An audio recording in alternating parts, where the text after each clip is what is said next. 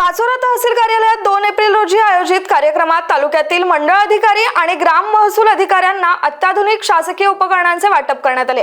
आमदार किशोरप्पा पाटील यांच्या हस्ते आणि उपविभागीय अधिकारी भूषण अहिर यांच्या प्रमुख उपस्थितीत 21 लॅपटॉप आणि 61 प्रिंटर कर्मचाऱ्यांना सुपूर्द करण्यात आले। महसूल विभागाचे कामकाज अधिक गतिमान, डिजिटल आणि लोकाभिमुख व्हावे या उद्देशाने या साधन सामग्री उपलब्ध करून देण्यात आल्या। यावेळी तहसीलदार विजय बनसोडे आणि निवासी नायब तहसीलदार विनोद कुमावत यांनी प्रशासकीय कामकाजात तंत्रज्ञानाचे महत्त्व विशद केले। आमदार किशोरप्पा पाटील यांनी महसूल कर्मचाऱ्यांना मार्गदर्शन करताना जनतेची कामे विनाविलंब पूर्ण करण्याचे आवाहन केले। महसूल कर्मचाऱ्यांच्या वतीने विनोद कुमावत यांनी ही सुविधा उपलब्ध करून दिल्याबद्दल आमदारांचे आभार मानले।